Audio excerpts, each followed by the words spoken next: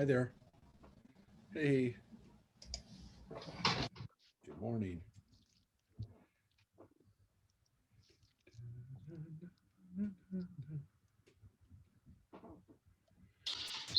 Good morning, everybody. How did it get to be November 17th? It's going to be my morning chant every day for the next 6 weeks. How did this year come to an end already? Yeah. I know I want it to come to an end, but that's not the point. Actually, I don't. But it's puzzling that it is the end of the year. As we get ready for Hanukkah and Christmas, I should say, and of course Thanksgiving next week. Wow. Today is, what can I tell you?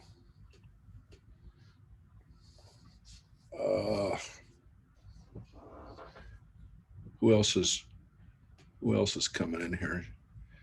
Judith, how's DC?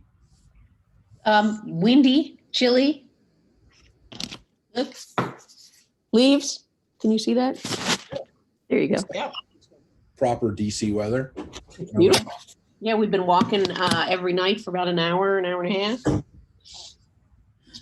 We got to flip off. We got to flip off a motorcade.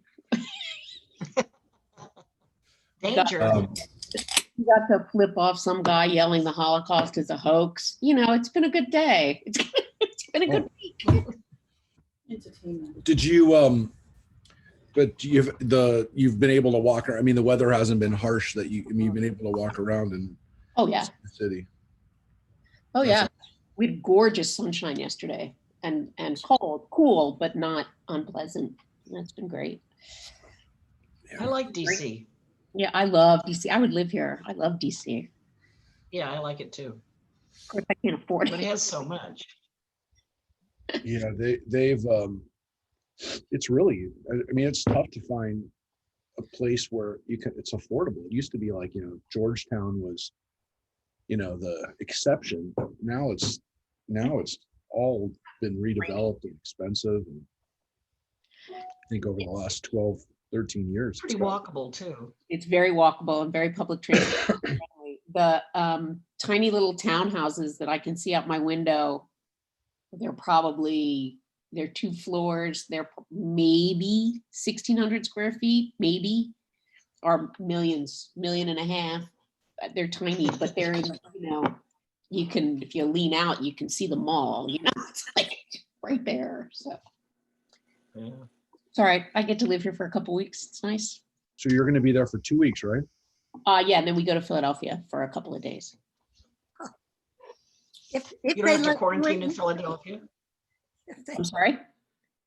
You don't have to quarantine in Philadelphia? Sort of, meaning we're driving in a rented car, so it's a little different. I mean, And you won't tell anyone you're there? exactly. She's going there to visit her I'm there to visit my 93-year-old father. almost 95-year-old dad. So Yeah. If they object, I'll object back. Right. Like, you know what? It's been how many months since February? What does that make it? What month are we? 11 to 9 months. There, did I do the math there? yeah, It well, feels like 40. It does at least, but I need to see him and check on him and make sure he's okay. While we're there, we'll see him the couple days we're there, but we can't do anything else. We'll be in another hotel for a couple days, but we'll have a car at least. We'll go for rides through my old neighborhood and everything, but well, please be careful yes. and definitely want everybody to stay healthy during Thanksgiving. You look at the numbers right now, they're not good. They're almost as high as they were back in May. Santa Clarita, at least. And Right. it's not looking good because it spiked around Memorial Day when people got together with family and friends and went to parties and stuff. And that's about to happen. So if it's already close to where it was then, Oh, good. Rabbi, I love the trivia game. It was so much fun to watch. Fun. Thank you. Yeah, that was Tracy and Kelly Wasserman. Yeah, I wish we'd had more people that, like it didn't have as many as bingo, but I think it was a lot of fun. And of course, Judith won. But Judith and Mark was there. I don't know that. The only answer he You're gave. going to contest the winning though, aren't you? Yes, we're going to contest that. Yeah. She had. Have others conceded? She definitely was an early favorite going into it too. So, but yes, it was all Jewish and Bible trivia. So it was skewed, but I don't think it was ridiculously hard. I mean, I don't think it was. There were only a couple answers that I thought, wow, really? That's hard. Like that, you had to really know your stuff. Yeah. I was pretty pleased at how, because I didn't work on it at all. And I just kind of gave the green light on the, whether, and I would have intervened if I thought it was overly hard. And I hope I would have, but anyways, we'll try it again. I know people really liked. I thought it sounded like a great idea. It was really fun. Yeah, it was fun. I think some people are just intimidated by it. They're intimidated by, the feeling that they wouldn't know it. So that was, well, Diane, you were an observer. Did you think it was too hard? No, I didn't. And I was surprised about the answers for Solomon's temple. I was really shocked about that. Well, that was a little bit of a trick, right? Like who built the temple? Because, everybody says it's David's temple, but the son built it. It's pretty clear. I mean, the Bible is pretty clear that David was not allowed to build the temple. It was Solomon that was. So that was a trick. That was a little bit of a trick question. It sounds like who's been buried in Grant's tomb. I think it shows the work you have in front of you, Rabbi. Oh, wait a second. In all fairness, I mean, don't hold me accountable for. Well, if you do, then Judith did really well. But Judith knew this before she met me. So, in all fairness, I do think that people did relatively well. I think one of the things that we're trying to do that we actually had a request for. Harvey doesn't come in on. He comes in at night. He does on Wednesday nights. But Harvey had an interesting idea, and I know some synagogues are doing it. He wanted us to maybe do a virtual travel around Israel, have a tour guide in Israel and well, not him or her, but my friend who's a tour guide there. I know a tour guide. Yeah, well, they're doing them now. Yeah, your niece, I know. But there's actually people that are outfitted with 360 virtual cameras that are doing this with people. So we're talking about doing it. It's a cool thing. Is she doing it, by the way? Is she doing that? No, she has 2 babies and is just doing some, data entry type work at home right now because, Well, the travel business in Israel obviously has been devastated. I mean, it's been devastated all around the world, but Israel's unique in that there aren't a lot of people that go to Israel. There are some from Europe that used to go, and it's not as common anymore, that would go there for beach vacations. It was a big destination for Scandinavians to go to Eilat and some of the Red Sea resorts. But most people go to Israel to tour and to learn, right? And you can't do that right now. Israel had shut everything down. So it's been devastating to Israel's economy because it really isn't a leisure tourist destination. It's a historical and pilgrimage destination. So it's been devastated, and a lot of people there, a lot of good friends there are they're trying to figure out how to make ends meet. But to do a virtual tour, there are people doing it. So we're talking about maybe doing that if there's people doing it. We're looking at having our friend Shai, who did our last tour to Israel, Shai Nahon, do the tour for us. He specializes in ecological tours. That's actually the name of his company, Ecological Tours. But so he knows a lot about the natural world and the environmental landscape, flora, and fauna of Israel, but he's also really good on the history. And he's pretty young. He's pretty technologically, enabled. So we're working on that. So we'll let people know if we're able to pull that off in the near term. Yeah, Shai is really good. He's the guy that we've been working with the last couple of times. We went to Israel, and He's great. he's got a lot of energy. He's a good guy, really just a mensch. And that's kind of an interesting, he doesn't talk about himself a lot, unlike most tour guides who somehow wind up just talking about themselves a lot. He doesn't do that. And he also does have an interesting story. And, but he doesn't make it about himself. Anyways, yeah, we're gonna start our look at Moses this morning. We're actually going to read about his birth. We've been getting up to his birth the last few weeks. Today we're going to actually get into it. And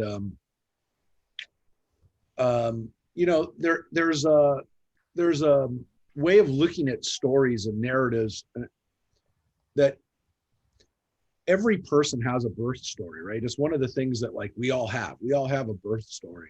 Some of us, our parents shared with us our birth story, and some of them are exciting. Some of them aren't that exciting, but some of them are.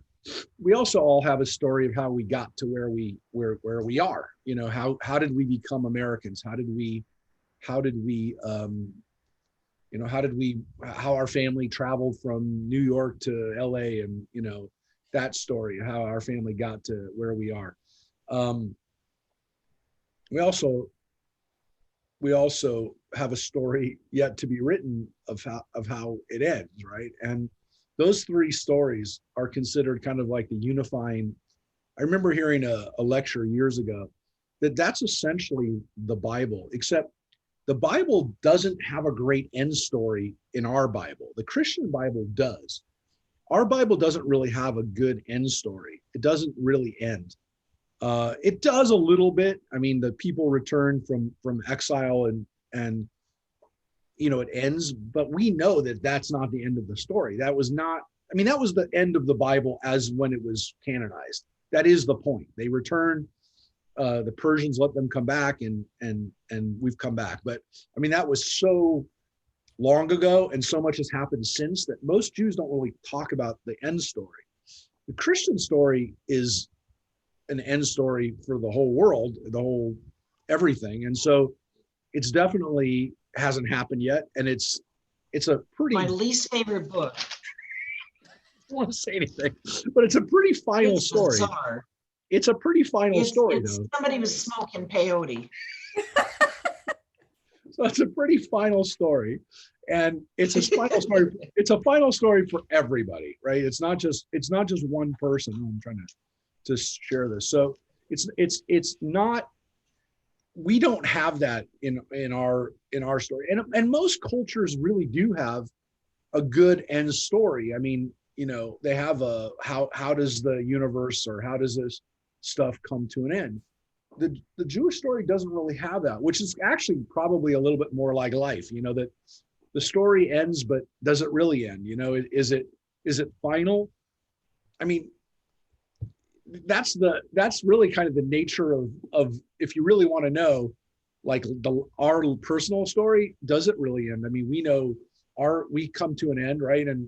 But do we really come to an end? I mean, what happens to us? What happens to our It's legacy? like the end of the What? the end of the Sopranos. I can't even- Sopranos. Oh. It's the end of the Sopranos. Did it end? Did he die? That's what I was. The Sopranos, exactly. Yeah. Did it end? And those are the ends that people, argue about. Is that a bad ending? Well, it's not a bad ending. It's not a final ending. It's not really. It doesn't really give us the final conclusion and that that people want. They want that finality, but life isn't like that. And so there is something very powerful about the way they ended that show. Very, very, very human and actually, I guess you could say it was a bold decision to end like that. the Bible stories themselves often end like that. Even though we read about the death of Moses, we don't really know where he's buried. We don't have that. And so there's something kind of interesting about the way the Bible stories end, which is we oftentimes read about the death of the person, but it's not, and we did that last week actually in the Torah portion, Chaye Sarah. We read about the death of Sarah and actually the death of Abraham too. But you don't really get a sense of like, well, is that really the end? It's not there's not like, you don't walk away going, oh, I know how that ended. And the stories themselves about the biblical characters, the way the stories, the units end, they don't end with a real clarification that like, that's the end of the story, which is why we have Midrash, because a lot of times we don't even know what happens. And so the rabbis want to tell you, well, this is what happened to that person. Because a lot of people, we don't know. We don't hear how do they die or what happens. So the Midrash tries to do that. It's almost like they tried to write the end of The Sopranos, what really happened in that next scene, which is frustrating because, you know, the people didn't want us to have that. You know, you have to write your own ending, but you have to deal with that. But a lot of the Bible stories are like that, which in a way is very different. It's almost postmodern, and it's human. I mean, our stories really don't end. That's like a construct that we have. But the stories in the Bible never end happily ever after, right? Even if the people wind up married or they wind up in the place or they wind up where they're supposed to be, you get the feeling like that's not really the end. There's no neat bow at the end of the story. So keep that in mind, you know, as we read Midrash and as we read Moses' birth story, stories are complicated. And Moses' story is even more complicated by the fact that we don't have anything, as we said in the Torah. There's 20 verses about his early life. So we don't really know. And I thought about this actually, it's connected to next week, to Thanksgiving. You know, we have the story of the myth of how we got to America. And when I was a kid, you know, most of us, we learned a story about how the Pilgrims came to our country. This was our myth. This was our story of how we got there. And they don't teach that story so much anymore, which, you know, is good and bad. I mean, I guess there's something about having a unifying myth about how we got here. But of course, the more we assess the history of it, we said, well, you know, it's a little bit more complicated than that. You know, what's interesting is that's actually, I mean, if anything, our founding myth story is much more relevant to Reverend Lynn than it is to us, because I mean, that's Church of England politics, and the Pilgrims are, you know, this is like, you understand that stuff if you were, you know, have that background, if you're Anglican, if you're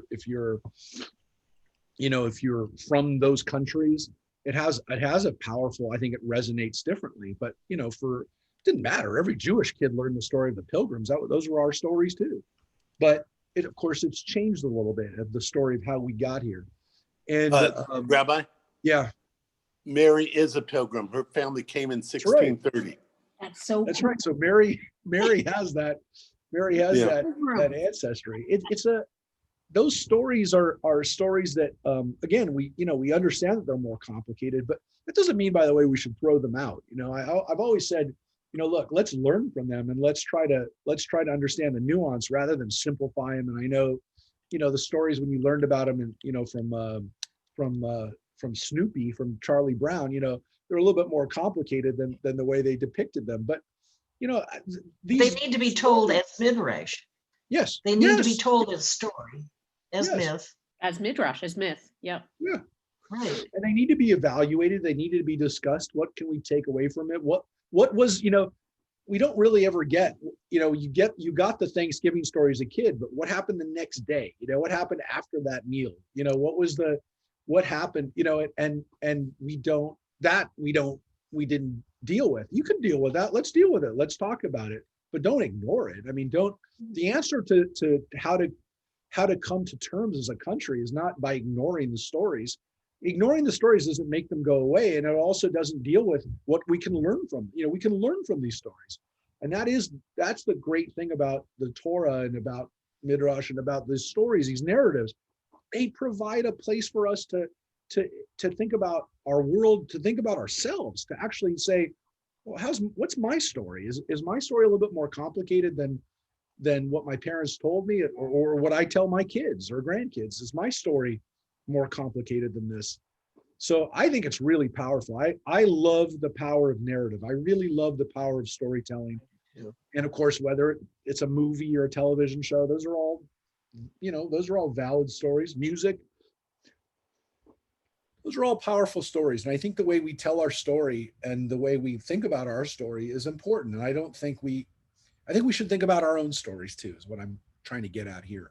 I think we should tell our stories. And I always loved when my family shared their stories, when my grandfather or my family would talk about their stories. I wish I wrote them down. I wish I remembered them better, but they teach us. They're the great way of teaching us values and principles and things to think about and to learn. All right, so we're going to learn from Moses's birth story, which again is non-existent. Rosemary, are you up to read today, or you want to pass, or what's your story? I'll start, but I may conk out. Okay. So where we left off last time was talking about his parents and the fact that Amram, his father, actually was kind of like the head of the Jewish community, if you will, at the time, which I kind of made the point. Sounds a little bit like the Judenrat in the concentration, in the ghettos, or the Jewish councils that were in charge of Jews during those dark days of the Holocaust, where Jews had to kind of make the decision of who worked and who didn't, and who went on a transport. Because again, are you collaborating? Are you resisting?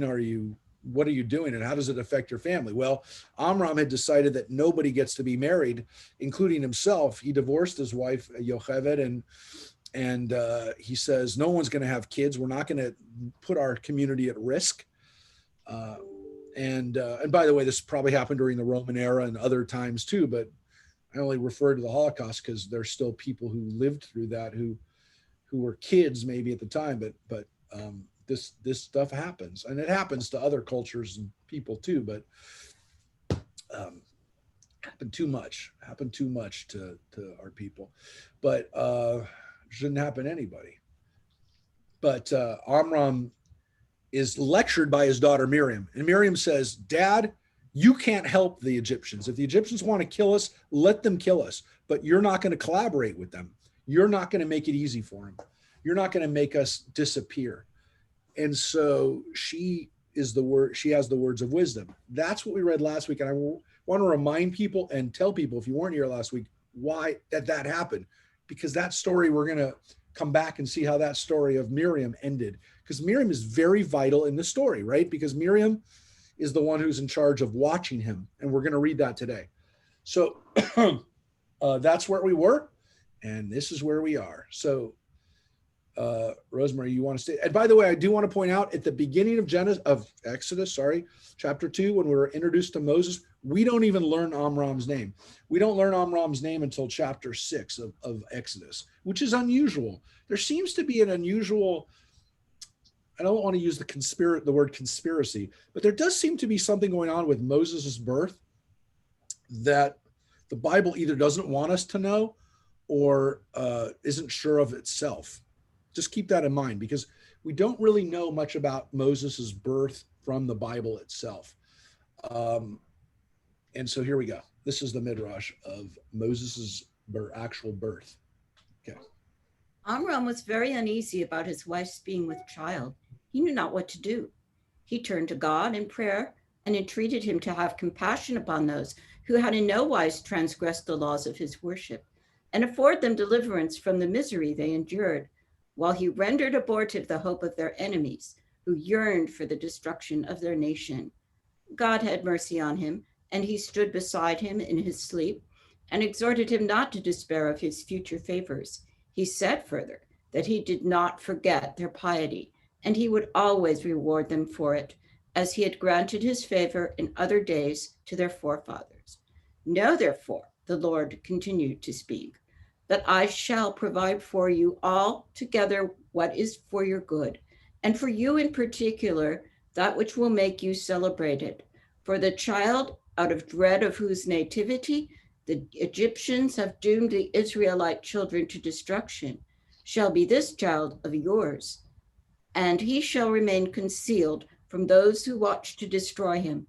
And when he has been brought up in a miraculous way, he shall deliver the Hebrew nation from the distress they are under by reason of the Egyptians. His memory shall be celebrated while the world lasts, and not only among the Hebrews, but among strangers also. And all this shall be the effect of my favor towards you and your posterity. Also, his brother shall be such that he shall obtain my priesthood for himself and for his posterity after him to the end of the world. So Amram gets a special visit from God who tells him, your son is going to have an amazing life. He's bound for great things. There is a strange thing about this, of course, that, well, there's several strange things about this. He tells him that he's going to have,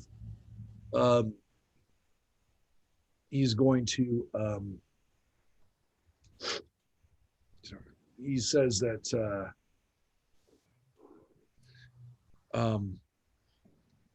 he's going to be concealed. So we're gonna have to hide him, but that he's going to be bred in a miraculous. He's going to be born and raised in a miraculous way. Now, of course, again, that's so he can deliver the people. So he has this amazing destiny. He's going to be remembered by everybody, Jew and Gentile alike. But he's basically said we're going to have to do, at least in this midrash, he's going to have to go through some crazy things in order to make it. He's going to have to have some, hold on to your hat, right? Of course, it also says that his brother Aaron is also going to be important, which is interesting because keep in mind that what happens to Aaron at the beginning of the story is of interest to the writers and to the Jewish people, because obviously Aaron, how did Aaron survive? If they're running around killing Jewish babies, how's Aaron still alive? Now you could say, well, the edict, as the Midrash said in another place, the edict that the babies are gonna be killed happens after Aaron and that cohort of children isn't killed. Aaron would have been one of those kids that was killed by the nurses, by the midwives. He's not killed, and so that's when the Pharaoh says, okay, we're going to kill the babies right away. But there is that question of like, how Aaron survived too. Aaron, and he's obviously going to be pretty important. So Moses hears all this in a dream. Now he's not Moses, he's Moses' dad. So he doesn't get one-to-one prophecy from God. Keep that in mind, because we're going to see who else gets a little prophecy here. Little prophecy in the family. Okay, here we go. After he had been informed of these things by the vision, Amram awoke and told all unto his wife Yocheved. His daughter Miriam likewise had a prophetic dream, and she related it to her parents, saying, in this night I saw a man clothed in fine linen. Tell your father and your mother, he said, that he who shall be born to them shall be cast into the waters, and through him the waters shall become dry, and wonders and miracles shall be performed through him. And he shall save my people Israel and be their leader forever. Yep. So here we get Miriam also has prophecy. It's a dream. They're very careful to say that, God didn't appear to her and tell her in the middle of the day. But she also gets the dream. And it's a little different. Her version is a little different, but it's telling us that Miriam does know too. And in her dream, she hears something that's it's a detail, which is kind of a cool detail, and it's obviously very prophetic, that Moses is going to redeem the people through the water. Now here, they're not talking about the plagues, right? They're talking about the parting of the sea. That is a very important motif in the Moses birth story, because it's easy to say, well, it's connected to the Nile, right? Which is where all the babies are supposed to be thrown into. It's a little different in here, because the Midrash doesn't seem to take that this is the Nile. The Bible says it's the Nile, but keep in mind that when we read this Midrash, they're connecting it, Moses being in the water, to the parting of the sea, which is like the ultimate miracle, which means that they see it a little slightly different way. Now, of course, what's also really important about all these stories that we just got is there's also something happening here, which again, for those who are familiar with the Christian Bible, we have these wonderful stories of Annunciation, right? Because in the Christian versions of the Nativity, by the way, we saw the word nativity here used. It's not necessarily just for Jesus. It's birth story, right? It's the birth events, this nativity. But there is something very Christian about this story of Moses's birth. Now, here's the problem. It's almost 100%. We're almost 100% sure that the writers of these stories, don't know much about Jesus. Which means they probably, we don't know exactly which is earlier. I mean, we don't have proof of which is earlier, but we don't have any other real. The rabbis don't seem to have really a good understanding of Jesus' story at all. So it doesn't seem like they're basing this story on Jesus' birth or birth stories. So then the question is, did Jesus' stories, were they based on on this Midrash of Moses? It's a possibility. We don't know that for sure either. The only thing that I can say makes the most sense, or we have the most logical, I don't know, you'd say maybe kind of the safest bet, if you will, is that both the Jesus narrative and the Moses narrative of nativity are based on common motifs in legends, in birth legends and birth stories of leaders. So they probably are, they draw from similar sources, similar motifs and oral stories. That's the only thing we can probably safely say. Not that one story was, the basis for the other, but that they both draw from these stories. I only want to share this with you because some of you are more familiar with the Christian Jesus birth narratives than you are about the Moses Midrash. And I will tell you that when you read it, you start to see some interesting parallels that shouldn't surprise us, but it is interesting to actually see it with our own eyes. That these stories, and again, because the Annunciation of Jesus's birth is a significant thing in itself, right? So when Mary is told that she's going to have a baby, that's a big deal. That's not her birth. She's not pregnant. She's going to be pregnant. The angel comes and says, you're going to have a baby. That's significant. And there is a day on the calendar that's Annunciation Day. Reverend Linda, do you know what Annunciation Day is in the church? March 25th. So there you go. 9 months before Christmas. It's an actual day on the calendar. You may have seen it. If you ever have looked at a somewhat ecclesiastical day, these things, by the way, used to be on like every calendar. I remember as a kid seeing these on the calendar, asking my parents, what's Annunciation Day? And so, you may remember that. We used to have Feast of the Circumcision too. On New Year. They changed that name. It's now Holy Name Day. Really? Is it? Yeah, Holy Name. It used to be Feast of the Circumcision. Because when my boys asked me about it, they just shuddered. Holy Name Day. It's a little bit more, it makes you a little bit more comfortable. But yeah, I mean, Yes. you got his name that day, so why not? Yeah, these days were used to be well known by, I think, a lot of people. And Not anymore. not anymore. But this Annunciation story is, again, don't want to say that which one came first because we really don't know. I mean, anybody who tells you that one or the other came, it's just not true. There's no proof of it. We don't have a version of this Midrash that predates the Christian Bible. We can't hold it and say, oh, that rabbi said it, 100 years before. Not that it really matters. Once we read the Dead Sea Scrolls, we realized, oh, there's a whole lot of stuff that existed before the Christian Bible because we had it. We had a date, carbon dated, and could say that's when this story was from. And and again, on a fundamental level, the Dead Sea Scrolls basically said, oh, a lot of the things that they said about Jesus, they were saying about this other guy.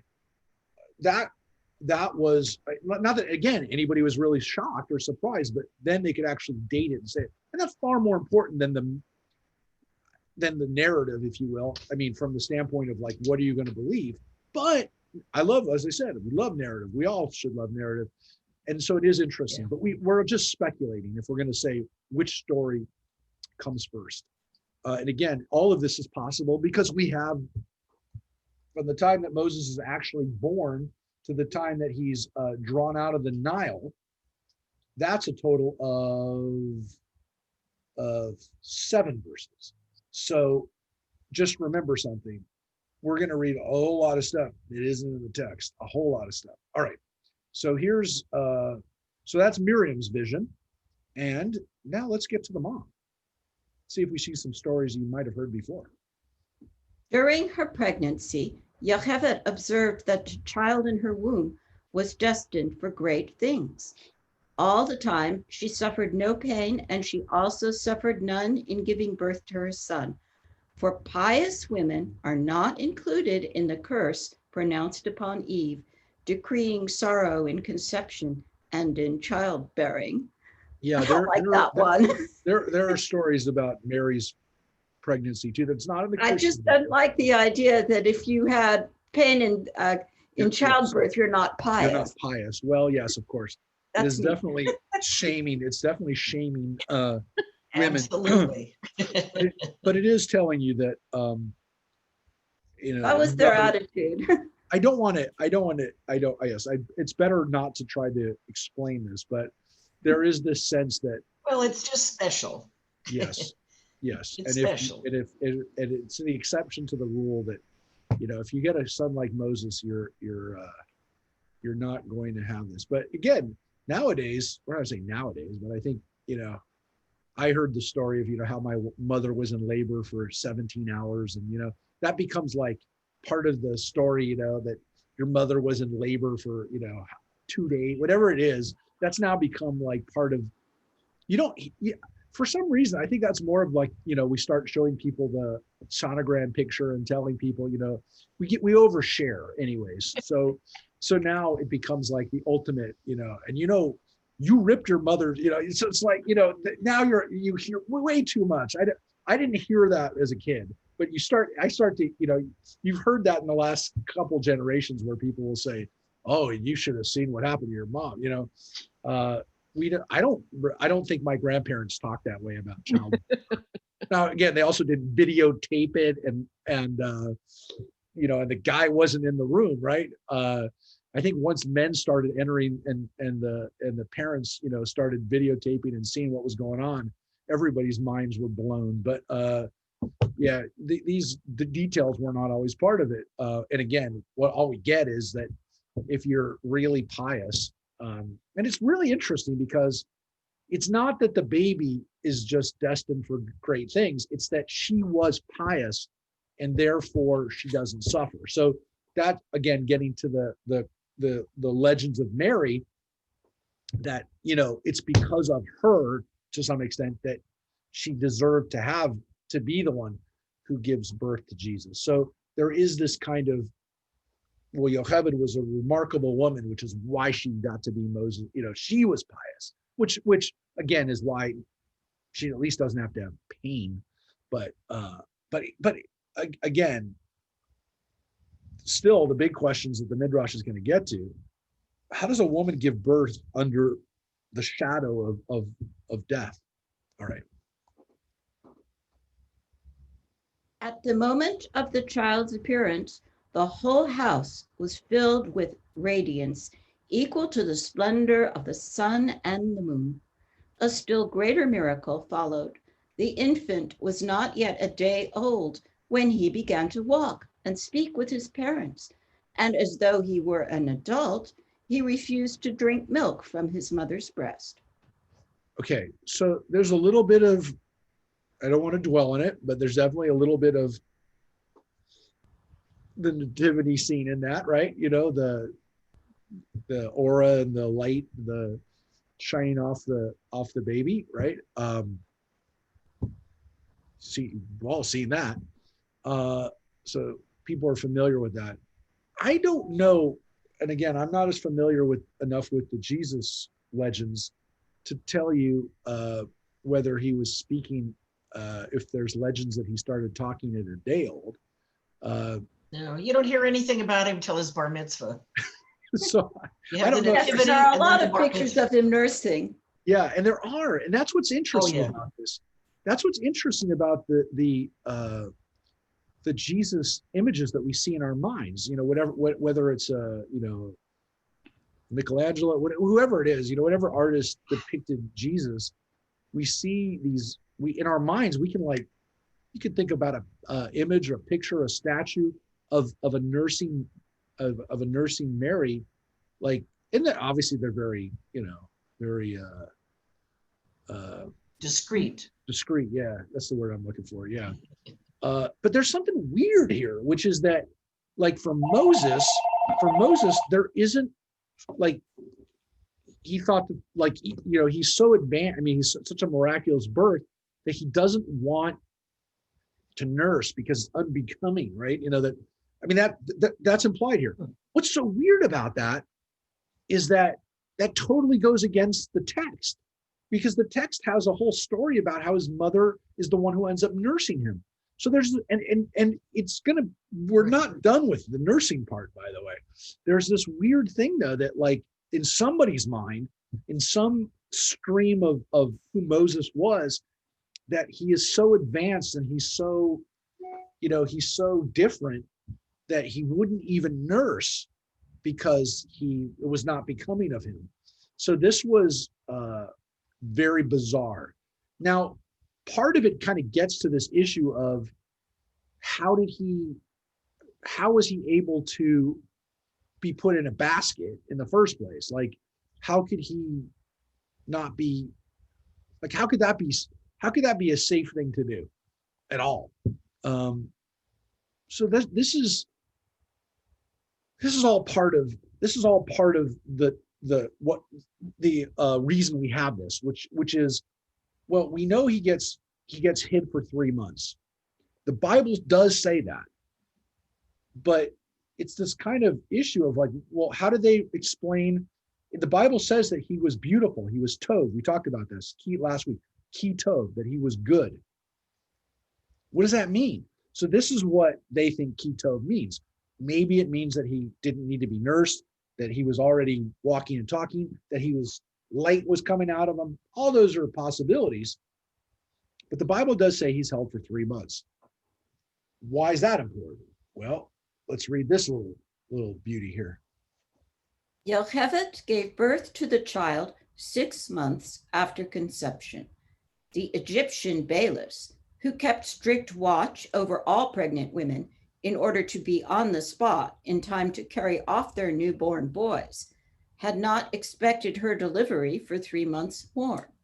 These 3 months, the parents succeeded in keeping the babe concealed, though every Israelitish house was guarded by 2 Egyptian women, one stationed within and one without. At the end of this time, they determined to expose the child, for Amram was afraid that both he and his son would be devoted to death if the secret leaked out. And he thought it better to entrust the child's fate to divine providence. He was convinced that God would protect the boy and fulfill his word in truth. So the Torah, as I said, says that he was at home for 3 months.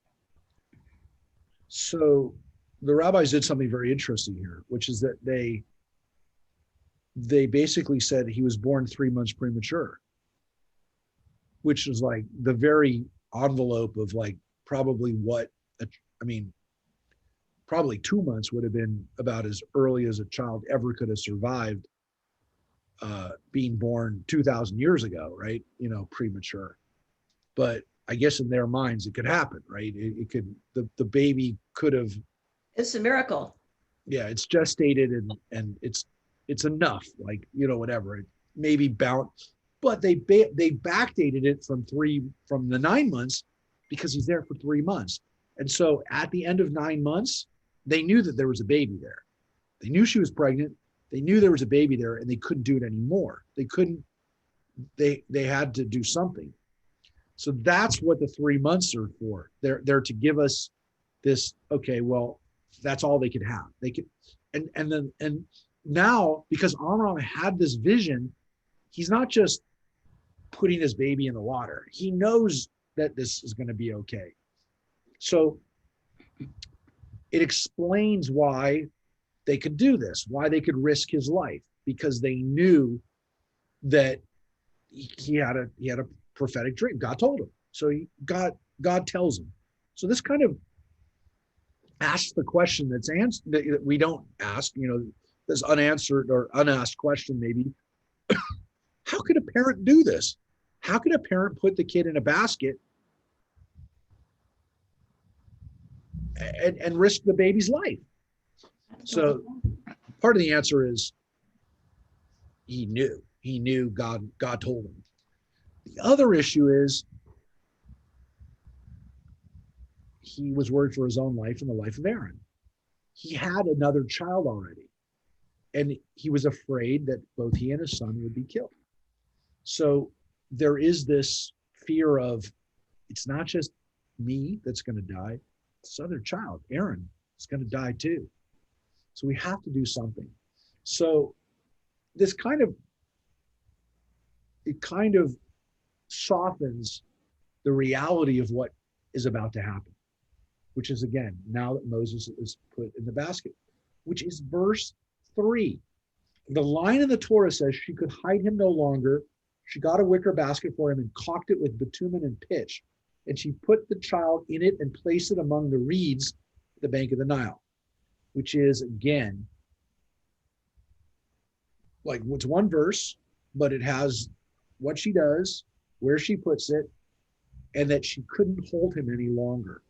And so why couldn't she hold him any longer? Because that they would have known that 9 months were up. So that's the 9 month, if you will. That's where they got the 9 months. Okay. Yocheved, accordingly, took an ark fashioned of bulrushes, daubed it with pitch on the outside, and lined it with clay within. The reason she used bulrushes was because they float on the surface of the water, and she put pitch only on the outside to protect the child as much as possible against the annoyance of a disagreeable odor. Which, by the way, I'm not really sure. I have to stop you right there, because I at first I'm reading this, I'm thinking about it as, are they talking about the kid having a disagreeable odor? No. It seems as though, like, they don't want the baby to be upset with the smell of the area around the rushes, around on the side there. No, of the pitch. Yeah, but the pitch itself would have been smelly. Right. That's why she didn't line the inside with the inside. Yeah. So that's, yeah. So it's only on the outside. The Bible doesn't say that. The Bible says the inside was clay.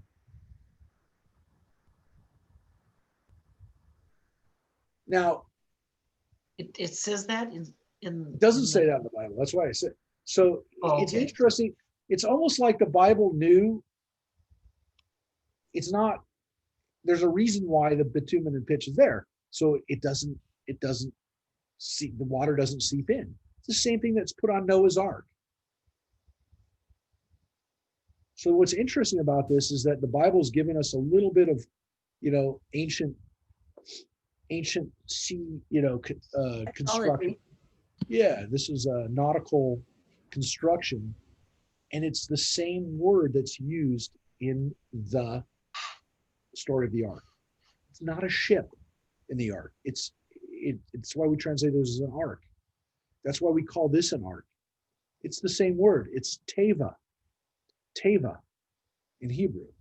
Teva is something that floats, that doesn't have an oar, and doesn't have a sail, and doesn't have anything other than the ability to float. Right? It's Kind of like a raft, maybe. yeah. A raft could have a sail. It's not something that you do other than that you're going to be able to keep it from sinking. Now here's the weird thing, folks. The Bible actually says he's put in the Nile. Yaor, it's the Hebrew word for the Nile. It's not what this says. Let's keep going. Over the child, as it lay in the ark, she spread a tiny canopy to shade the babe with the words, "Perhaps I shall not live to see him under the marriage canopy." And then she abandoned the ark on the shores of the Red Sea. Yet it was not left unguarded.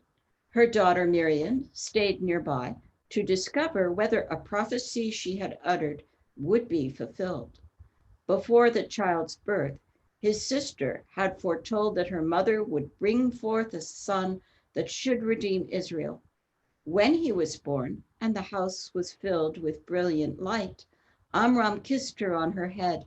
But when he was forced into the expedient of exposing the child, he beat her on the head, saying, "My daughter, what has become of your prophecy?" Therefore, Miriam stayed and strolled along the shore to observe what would be the fate of the babe and what would come of her prophecy concerning him. Yeah, that's why I refreshed your memory on the prophecy and what Miriam's role is on this. I mean, we read it again today too. Her father, yeah, that's not a great thing to read. Her father abused her, maybe just get her on that. I don't know. Whatever, it's not great to hear, but so Amram was happy when he was born and saw the prophecy come true. By the way, here it doesn't say that he had the prophecy. It says that Miriam had the prophecy.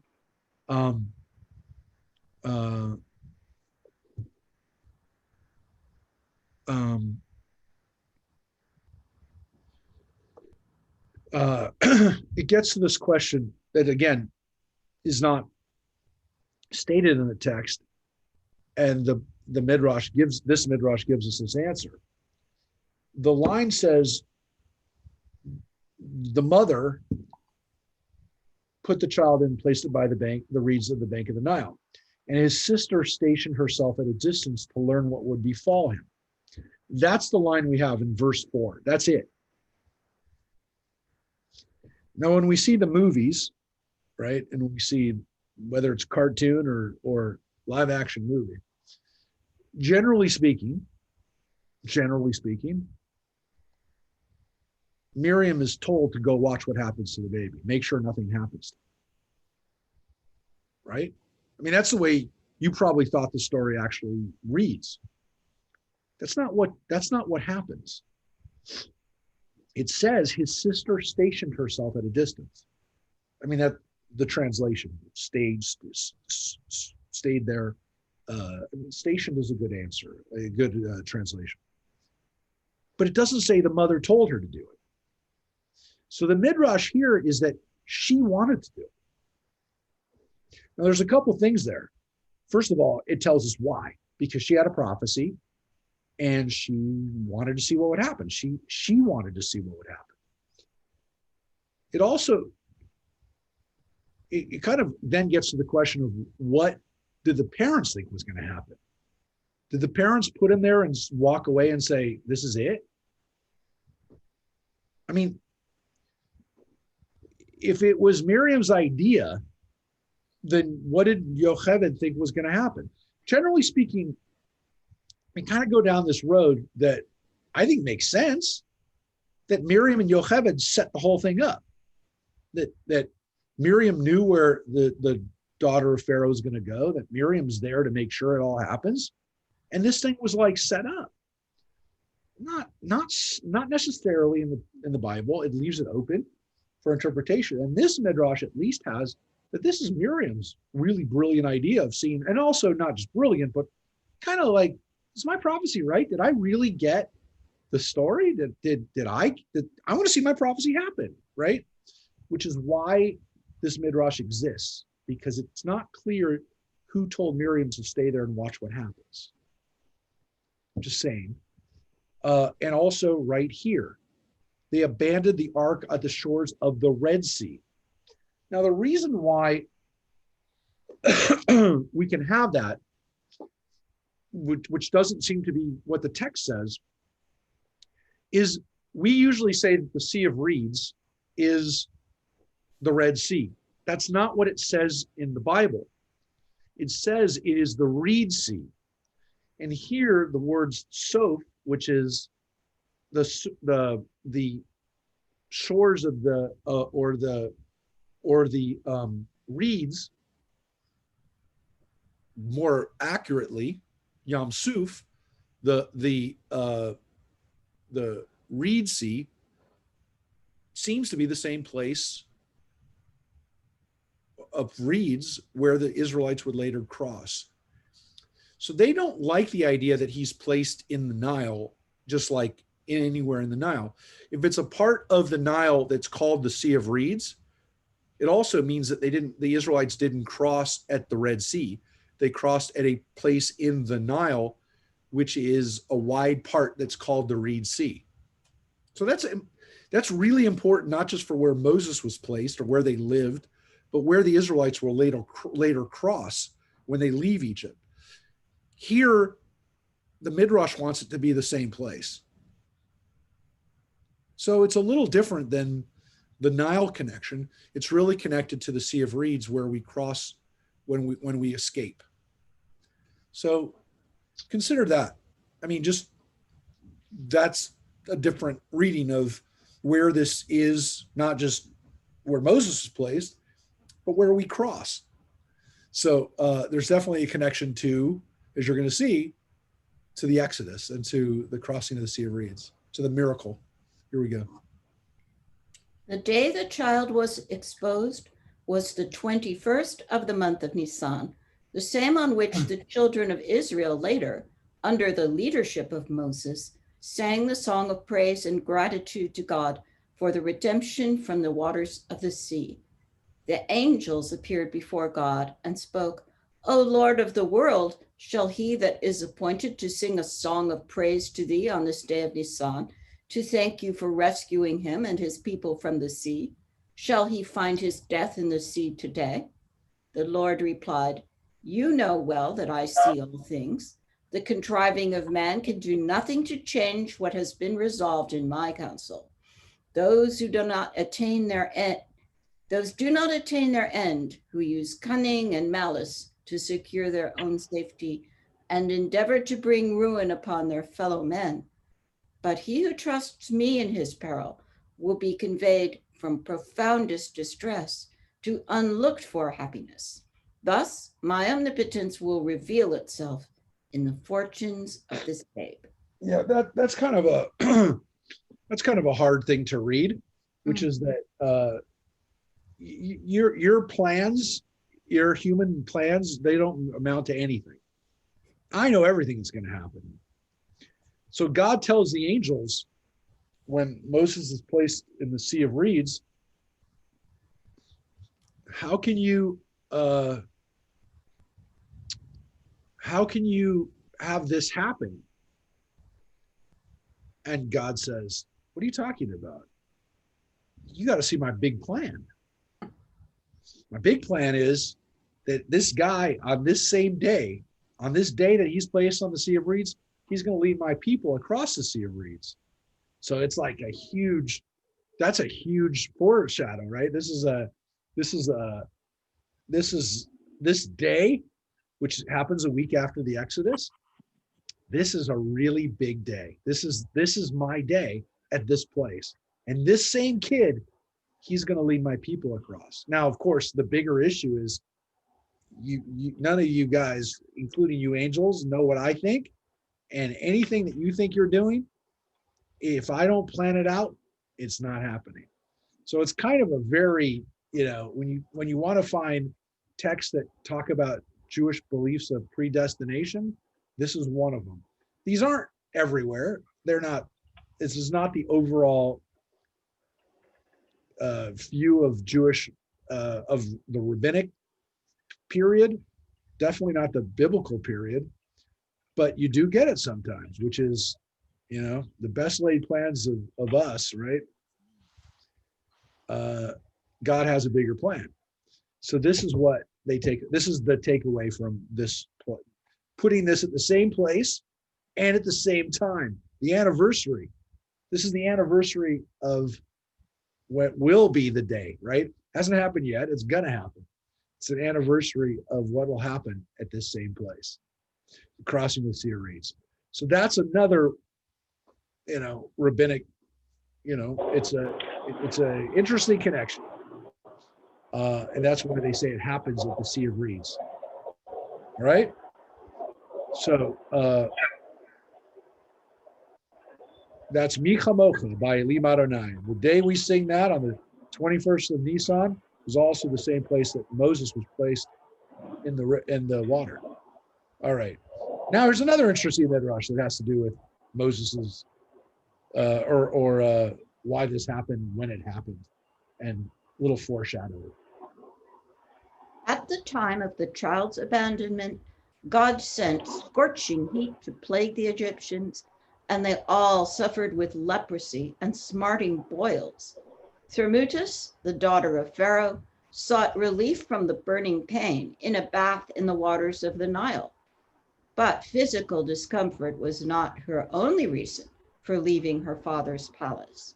She was determined to cleanse herself as well of the impurity of the idol worship that prevailed there. Wow. So now we're going to get a little backstory about this remarkable lady, the daughter of Pharaoh. And here she's given the name Thermutis. It's kind of a Greek version of some type of Egyptian name. But here we have the fact that the Egyptians are suffering plagues. Yikes. Yep.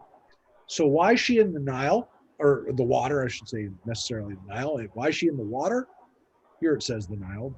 Went back to a midrash that it's the Nile, which is the text. Why is she here? By the way, again, the Nile and the Sea of Reeds don't necessarily mean different things. I do want to point that out. It's not like they're mutually exclusive. Anyways, so this is not just a bath. This is not just a bath. She's taking care of this punishment that the Egyptians are suffering here. Why are they suffering? Because they're killing Jewish babies, and God didn't let them off the hook. So it's not just that they get punished during Moses's time, they get punished during Moses's birth time. So here's an interesting midrash that the Egyptians are suffering early on. We don't have that anywhere in the text, but the rabbis like the idea that the Egyptians weren't getting away without having some problems. So they're getting boils, which is one of the plagues. It's also a leprosy, which is not one of the plagues, 10 plagues, but we do read about it in the Bible that skin diseases are obviously something to be afraid of. But here she's also doing a mikvah, folks. She's cleansing herself from her idol, from her idolatry, from her pagan experiences as the daughter of Pharaoh. As a good Egyptian woman, she would have been raised with that type of culture and religion. No, she didn't like it. She didn't like it. There's something about this woman that's special, and that she already was moving away from the horrible ways of the Egyptians. So there's something special about this woman. She's not an everyday Egyptian. So what does she do? When she saw the little ark floating among the flags on the surface of the water, she supposed it to contain one of the little children exposed at her father's order, and she commanded her handmaids to fetch it. But they protested, saying, "Oh, our mistress, it happens sometimes that a decree issued by a king is unheeded, yet it is observed at least by his children and the members of his household. And do you desire to transgress your father's edict?" Forthwith, the angel Gabriel appeared, seized all the maids except one, whom he permitted the princess to retain for her service, and buried them in the bowels of the earth. That's kind of a troubling. That's kind of a troubling. Like Korach. That's a horror. Yeah, that's a horror scene. Yeah. All the yes, it's Korach. Oh yeah, you can imagine that, how that would look on film. Yeah. We killed all the witnesses except for one, which is like you don't leave one. But anyways, yeah, the whole Always scene. leave one. What are you talking about? No, but you can't. I alone must tell the tale. Yes, but the woman is there. She's there.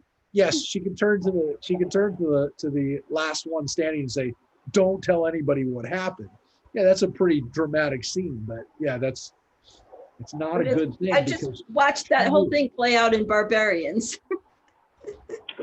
You liked it, didn't you? Right? I did like it. Yes. It was really well done. Thank Yes. you, Rosemary, for reminding me. That was a little thing I shared with Rosemary, but I'll share it with you. For those who are interested in Roman history, especially, I also like Barbarians too, but I mean, the people that were called barbarians. But this Netflix show they did about the German tribes people during Roman occupation, during Augustus time. So like during the time of the rabbis, you can see what life was like in Germania. And there's a little hint, they did a couple of little scenes in Gladiator and some other movies about what was going on there. This was really, the Battle of Teutoburg Forest was one of the critical moments in Roman history. And so this is it called Barbarians? called Barbarians, and it's a German production. You can watch it with or without dubbing. I actually liked it better. I watched some of it with the dubbing. I like it without dubbing better. Because it's Does in it German. have subtitles? And watch it with the German dialogue playing and the English subtitles. Yes, that's the way I'd recommend That's it. what I prefer. That's what I'd I don't recommend. like dubbing. It's really cool too, because then the Latin, the Romans, when occasionally they're speaking in Latin, it's cool because it goes back and forth between the languages. So I really recommend it. It's I think it's really well done. Like the production values on it were pretty good. The storytelling's good. Acting's overall, I think, not even bad. Like these are not big actors in it, at least not American, not people you recognize. But what's really cool about it is it gives you this kind of view of what it's like to be a Roman subject during this period where the Romans were becoming this empire. And there's this, I was talking to somebody about it. I said, I really wish that somebody could do something like this about ancient Israel, with not ancient Israel, but Judea during that period, the time of Jesus. The problem is whenever anybody does it, they're still worried about offending people, that they can't do it, and they can't do it well. But you get the feeling of what it would have been like to be a Roman, to be a Jew living under Rome during that same period. What it's like to be a collaborationist, collaborator. What is it like to, what do you do when you're, how do you retain your identity while these people are doing this to you? And just the situation that these subject nations were living under at the time. And Israel had a different level of this, which was, Israel's history predated Rome. And again, Germania they were barbarians, but they, by the way, they show you what barbarian life was like. It was rough, and it was, for those who like Vikings too, it gives you a little bit of that Viking, what some of those rituals were like, which were kind of scary. But you know, Israel was already an ancient culture. The Egyptians were already an ancient culture when the Romans were dealing with them. So we also had that extra issue, which is like, what are you coming in here telling us we're not civilized? We've been worshiping in the temple of, you know, Solomon for 1,000 years by the time you got here, and the Egyptians even more so. You know, when Cleopatra was living, you know, who are you to tell us how to live? We've been living a civilization while you guys were still running around Rome in a, you know, Being nursed by wolves. wolves. Yeah, literally. So, you know, so watch, barbarians. The point is that when you look at this story of Moses's rescue, the rabbis recognize that there's a level of mythological here. Obviously, they're going to embellish it too, but at the same time, they have to recognize that there's something uniquely Jewish about this, which is what about God? And so here we have Angel Gabriel, called out by name, by the way, which is like unique. We actually have not unique, it's rare that we have an angel called out by name who's involved here. But now we get into this issue, and some of you may have heard this weird midrash before. This is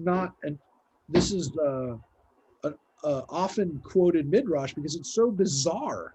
Let's see what happens here because the Bible simply says the daughter of Pharaoh came down to bathe in the Nile while her maidens walked along the Nile.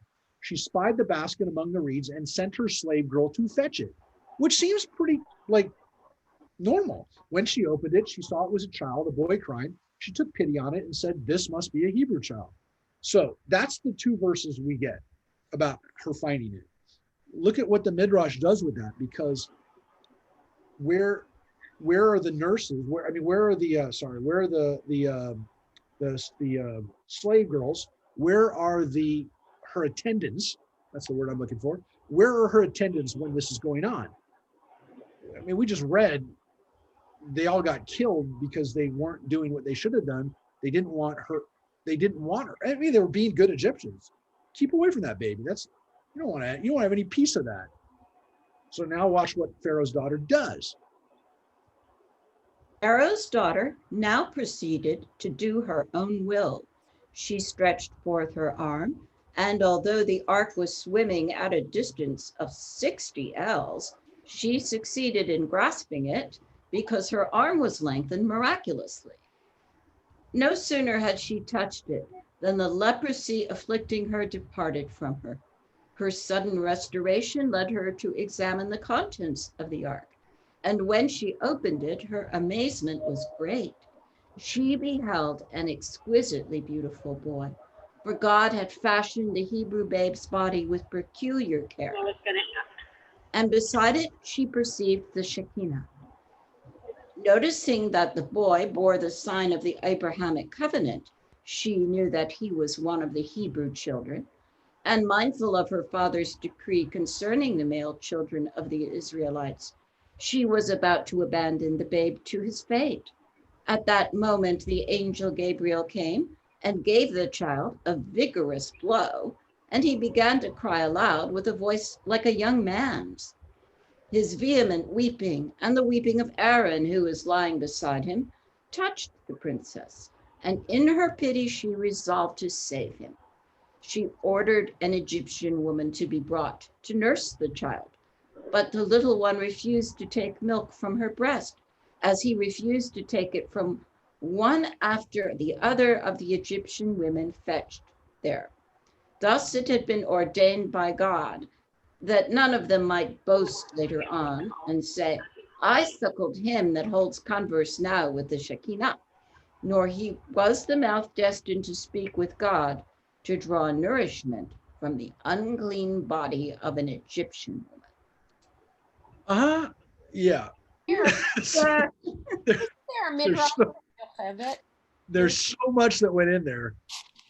Where do we even begin? There's so much in that midrash, so much in that text, which is actually a combination of a few different midrashim.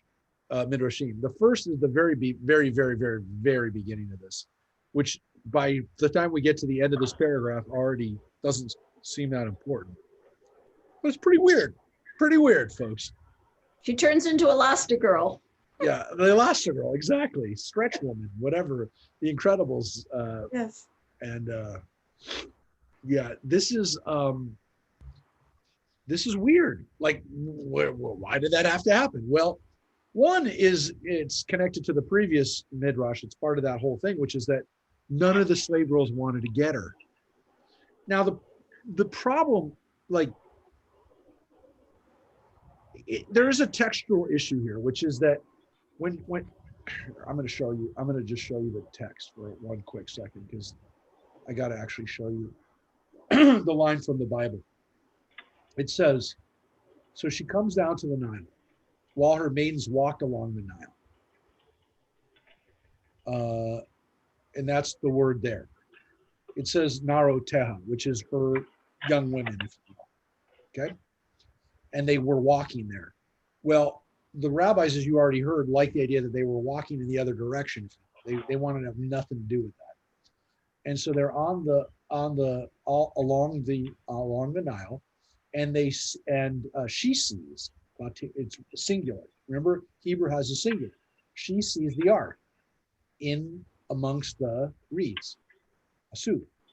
And then it says, Vatishlach et amata vatichateha, which translates as, and she sent, the literal understanding of it is, as she sent her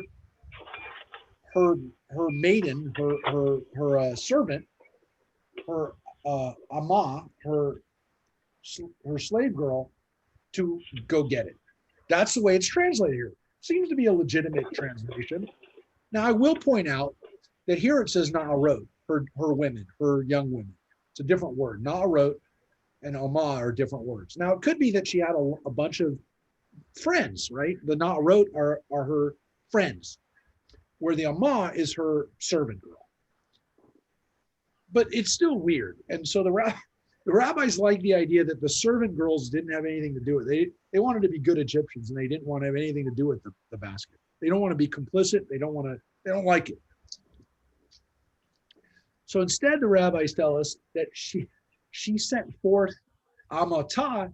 The word amot, not ama, but amot, are cubits or ells, which is roughly a foot and a half, right? It's the length from your elbow to your finger.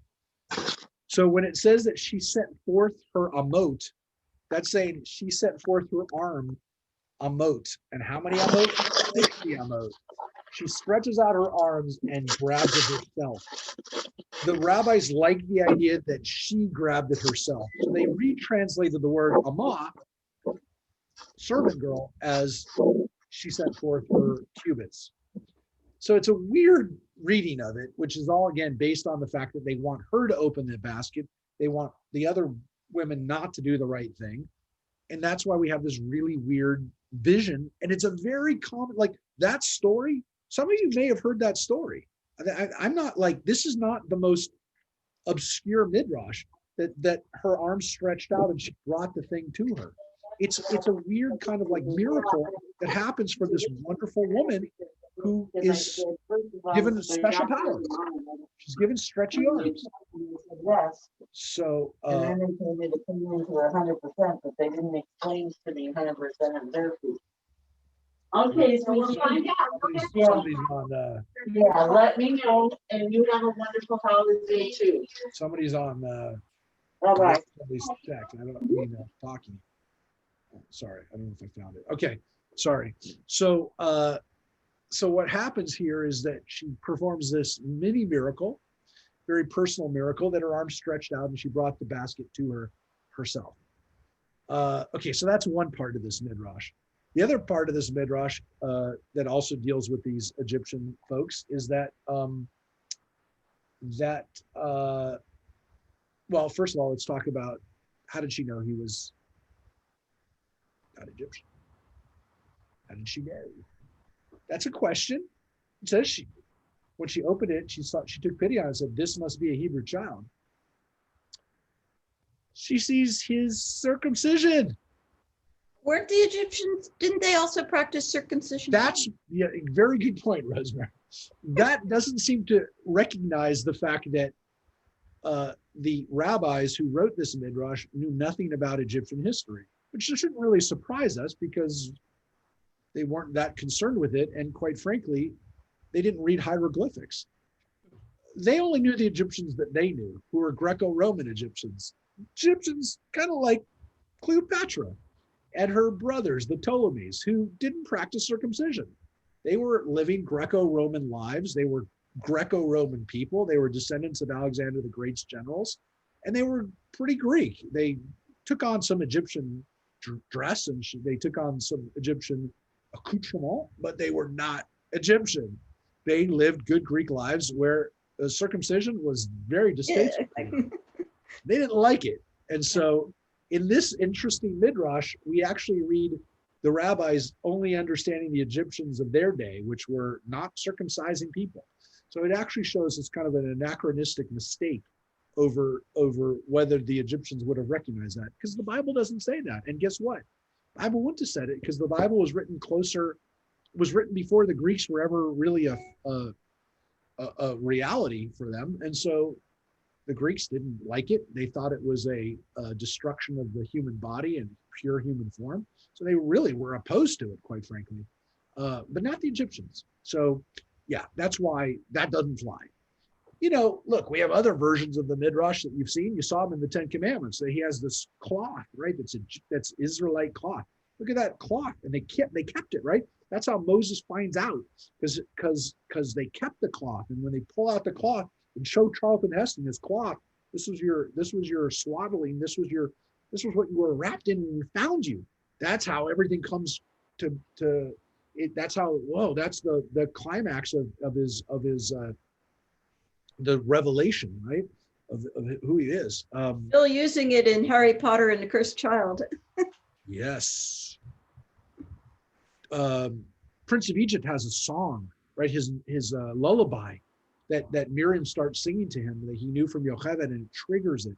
There's these things that, like, oh, maybe he had some remnants of his Israelite upbringing, his real Israelite identity. All of this kind of like begs the question, did he ever not know he was an Israelite? But again, we like this. We're going to get that. We won't get to today. We won't get to his upbringing today at all. But we are going to get to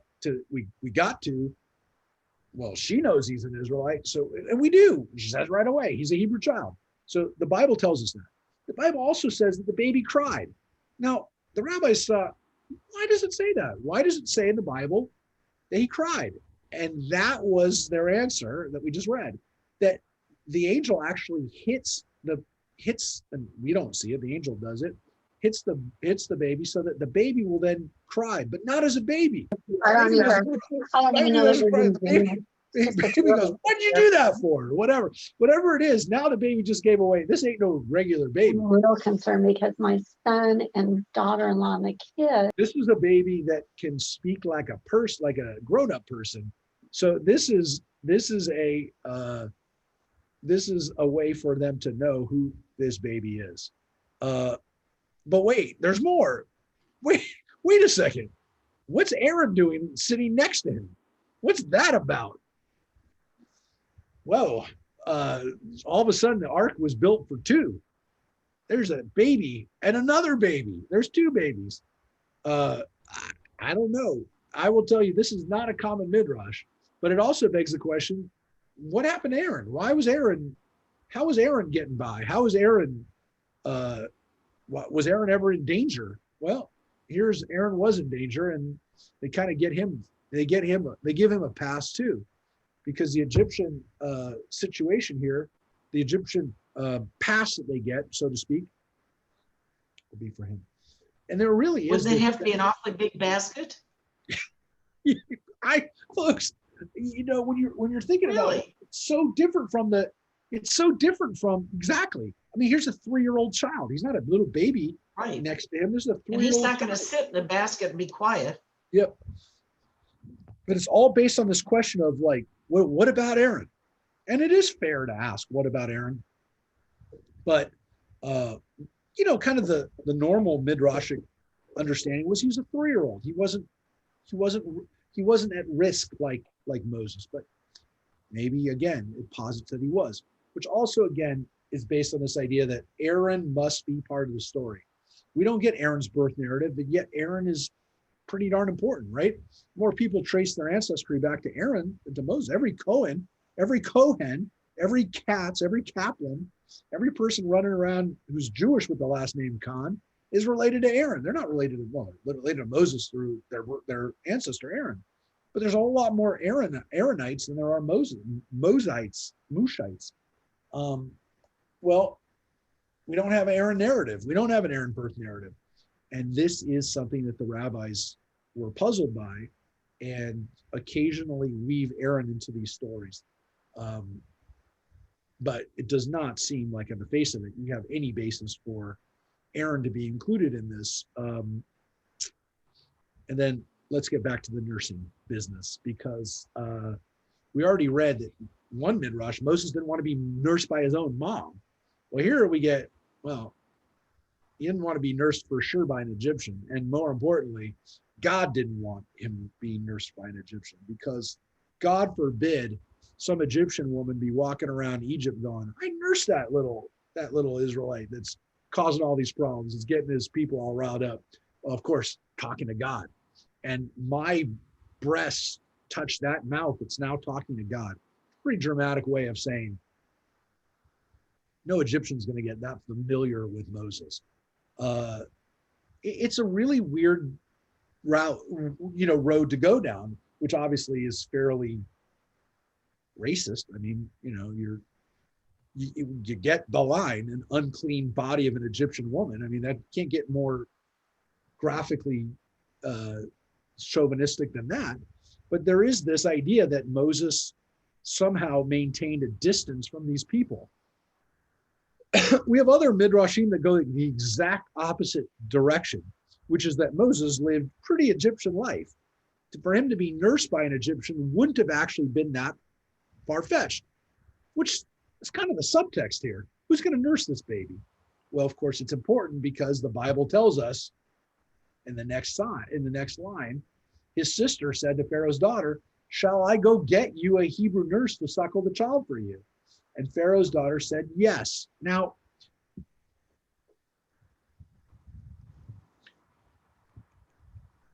the whole scene, like when you read it, you're like, what's really going on here? I mean, this whole thing seems set up. And the rabbis actually, they don't want to make it that simple.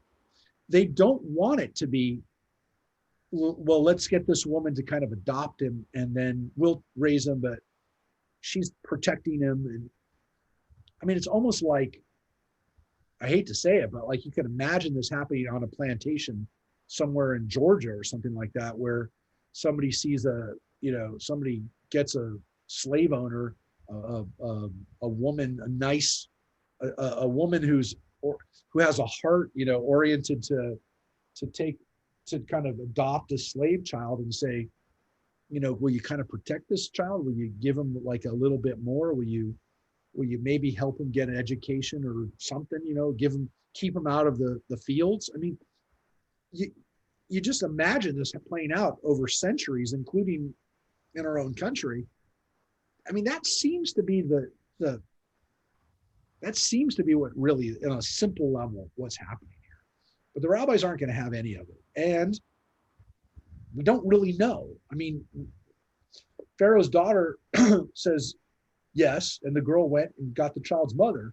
And Pharaoh's daughter said, take this child and nurse it for me, and I will pay your wages. So the woman took the child, and we're going to read the Midrash right now. So the woman took the child and nursed it. When the child grew up, she brought it to Pharaoh's daughter, who made him her son. She named him Moses, saying, I drew him out of the water. The next line, verse 11, is sometime after that, Moses had grown up. He sees the beating of this. That's it, folks.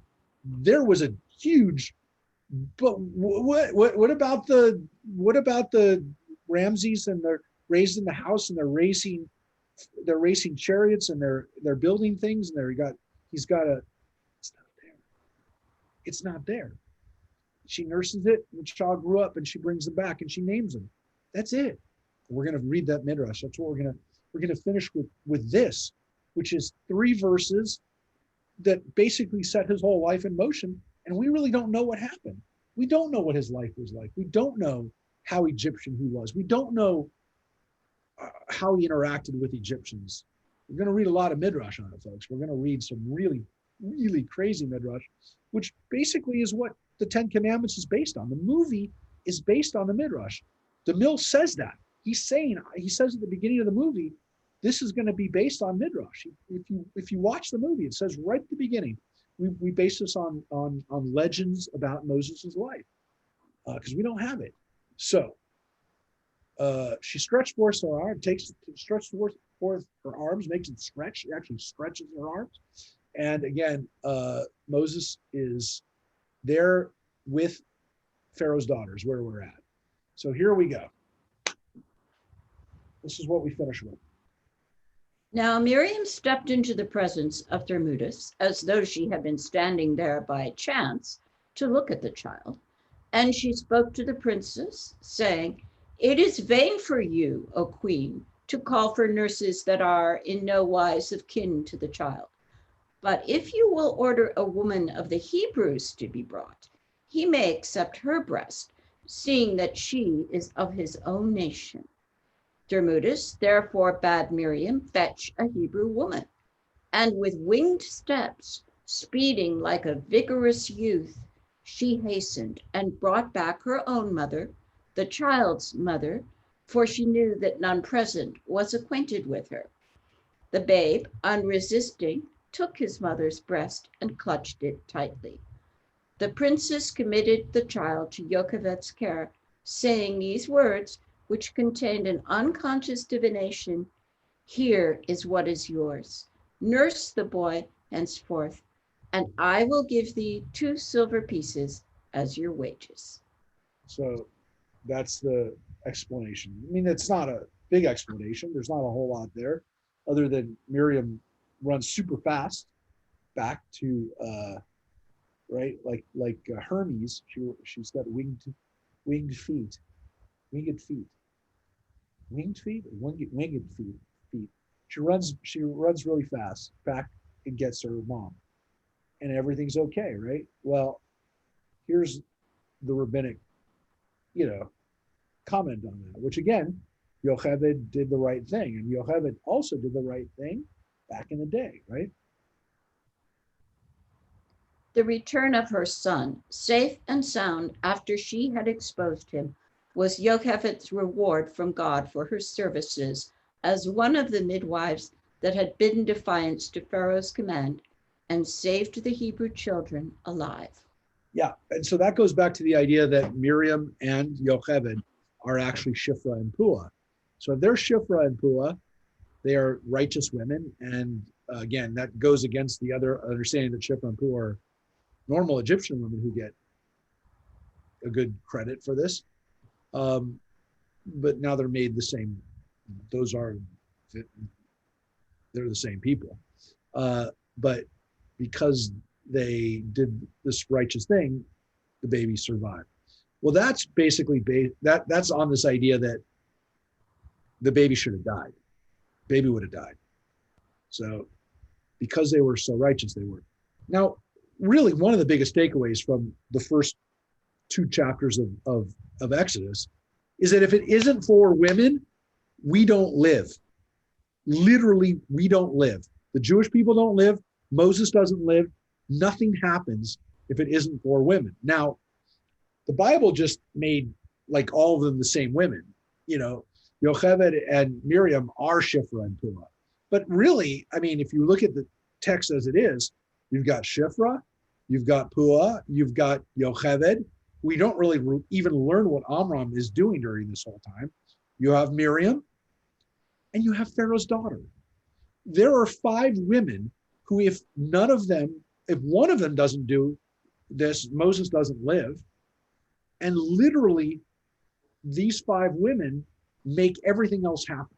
Nothing else can happen in our redemption. The Jewish people are done if it isn't for 5 women. I would argue 3 of them are Egyptian and 2 of them are Jewish. So none of what happens in the rest of the Bible is possible if it isn't for 5 women. These 5 women.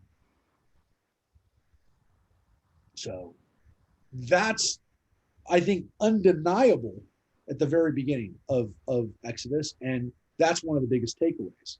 Again, we get Amram, we get Aaron mentioned in the Midrash a little bit, but they're not really mentioned at all in the Bible.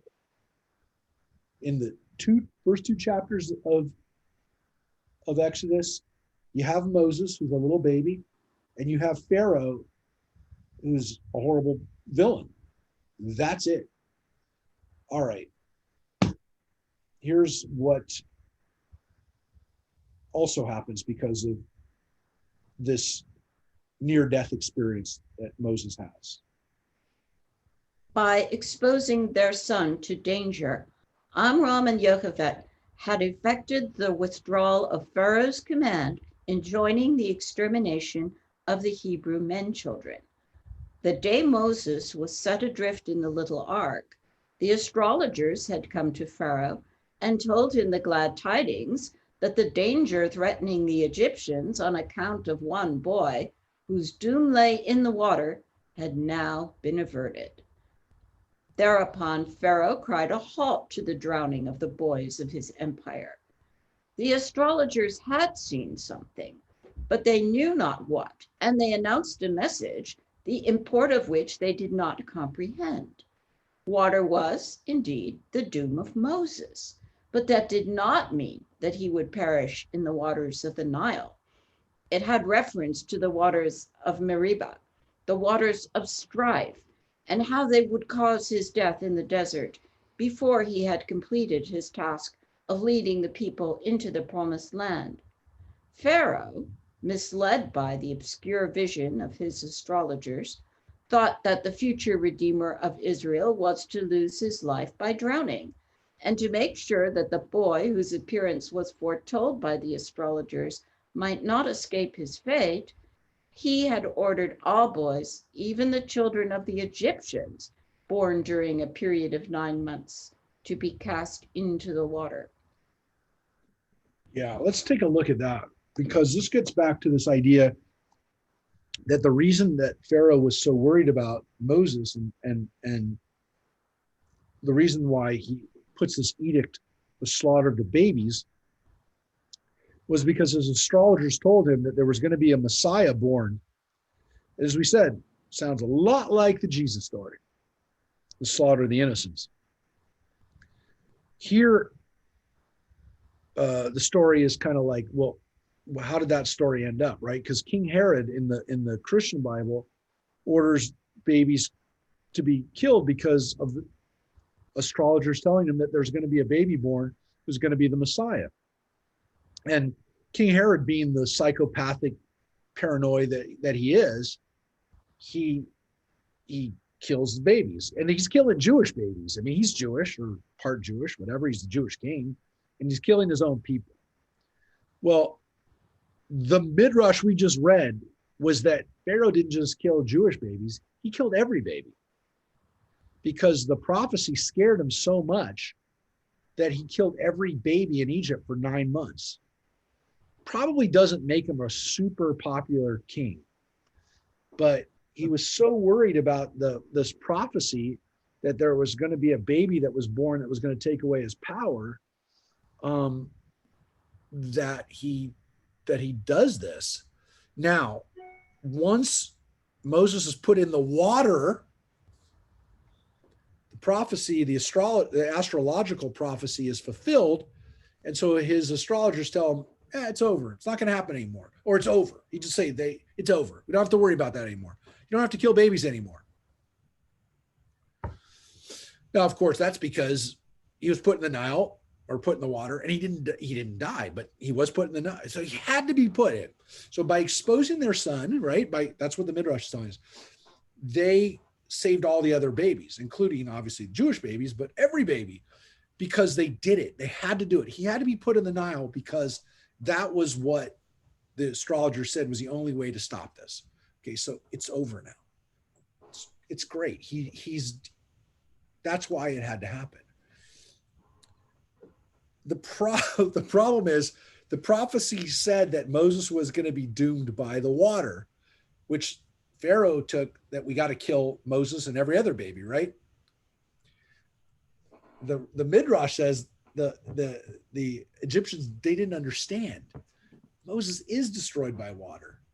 It's just the water of what happens when they strike the rock, where he strikes the rock and then is told you're going to die in the desert. That was the water that was his downfall. Not the waters of the Nile, not the waters of Egypt, but the waters of Meribah in the desert where it happened.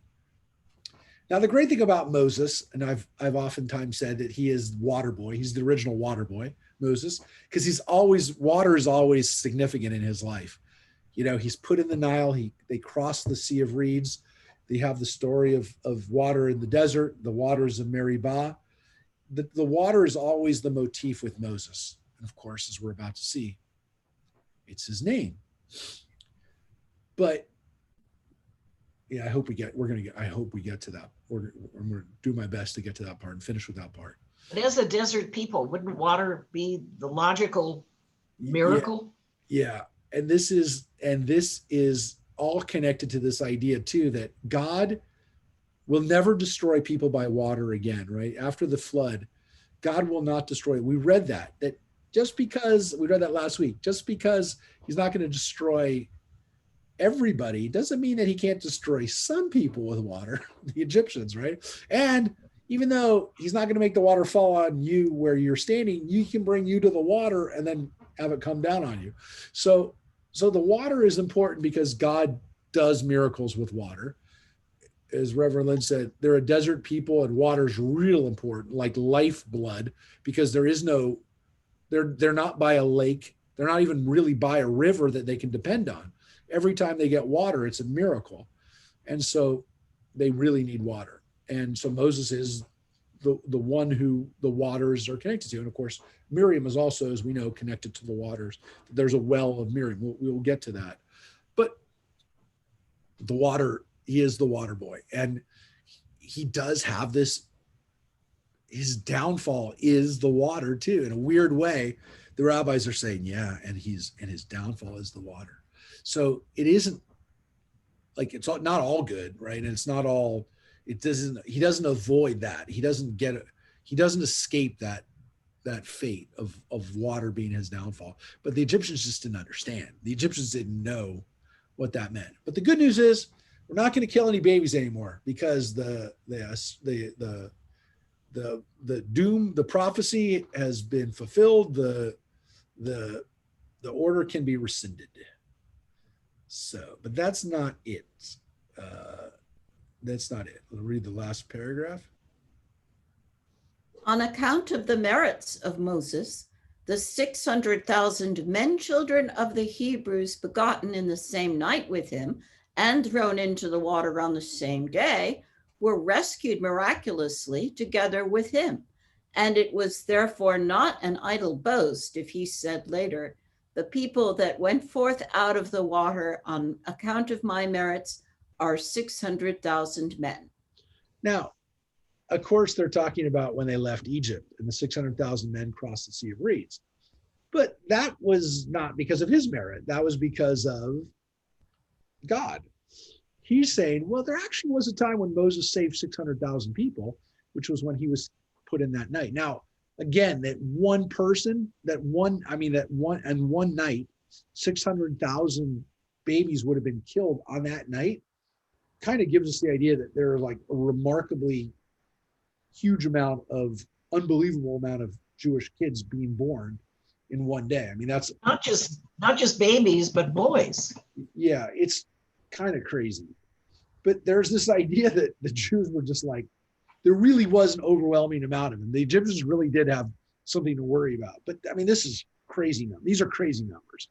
But it also gets to this weird idea that we talk about. We've talked about it before, and we'll read it again when we get to it in the Midrash, which is that only a fraction of Israelites left Egypt, which you wonder, like, how do they even say that? Well, first of all, the math of how there were millions and millions of Israelites living in Egypt at the time is kind of crazy.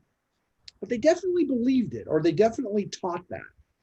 And they also leads them to this idea that if only 600,000 men left that night, with over 600,000 left the night that we left Egypt, or that day, whatever, the Passover, the original Exodus, that was a fraction of the Israelites that actually left, which is what the Midrash teaches us.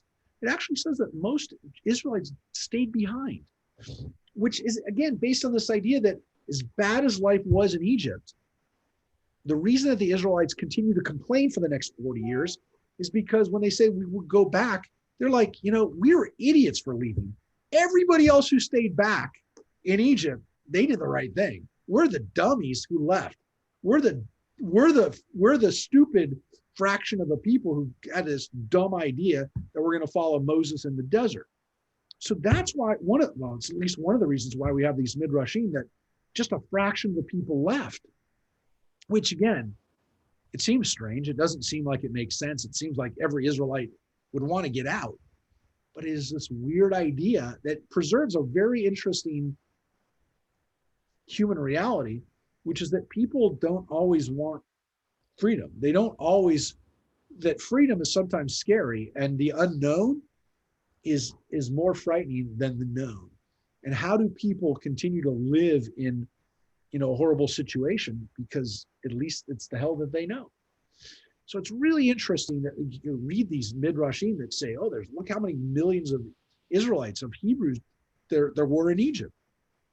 It's kind of just based on this concept that there were just so many of us there, and that the Egyptians literally had a legitimate reason to be scared of us because we were swarming over the land. So the rabbis take that on face value and actually embellish it, which is, oh yeah, the Egyptians definitely had a reason to be scared of us. We were everywhere. But it doesn't really seem like that. It seems more like that was the Egyptians' feeling about it, that there were too many of us.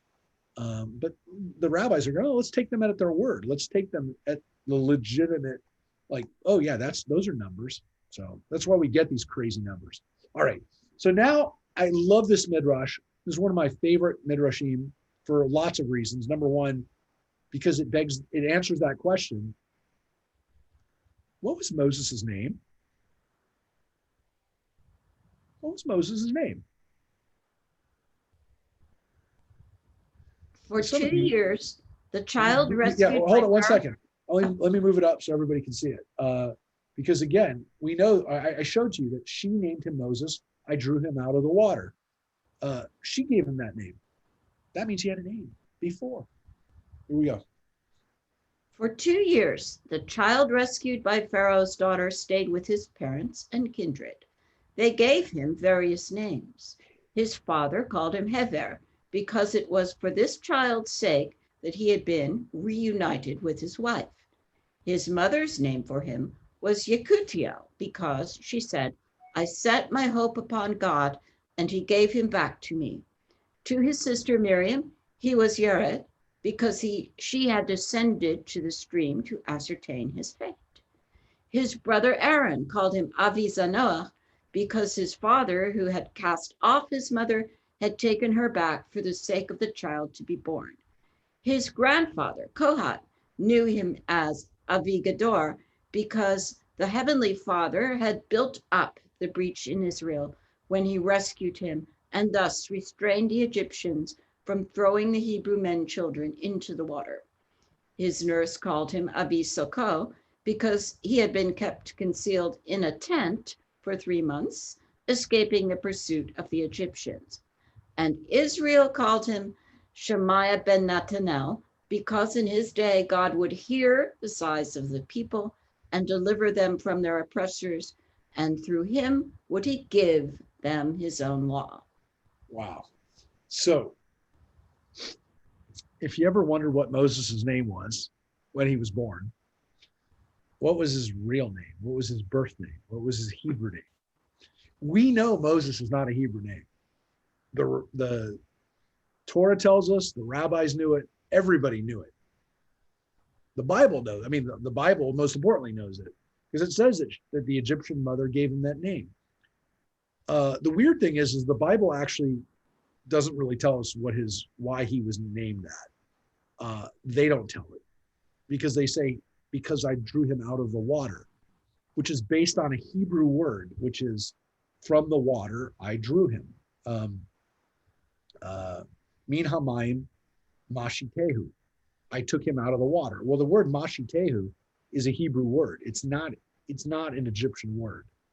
It's the Hebrew, it's the Bible's explanation for why he was given the name Moshe, which isn't even his name. It's not Mashitehu. His name was Moshe. It's the Bible's attempt to try to tell us that there's a Hebrew origin for his name, rather than tell us he had a name before, which they don't seem to know. Look, when we talk about conspiracies in the Bible, this is why you get people saying that Moses was really an Egyptian, that he was not a Hebrew ever. Because this is all kind of not really telling us anything. It doesn't give us the names in chapter 2. I mean, we've been reading the Midrash now the last couple of weeks, and we've been reading Miriam and Amram and Yocheved like it's there in the text. It wasn't there, folks. I mean, I showed it to you. We kept going back and forth. We haven't been focusing on it, but nowhere here does it give us any names. I mean, Pharaoh's daughter is obviously just Pharaoh's daughter, but this is the girl, the woman. That's it. We don't get names. So that raises a red flag. But the other thing that raises a red flag is that the Bible clearly obscures his name. The name Moses does not mean I drew him out of the water. Moses is the Hebrew version of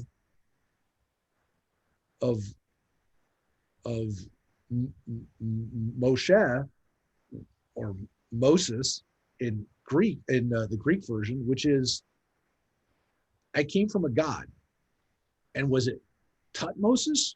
Was it Ramoses, otherwise known as Ramses?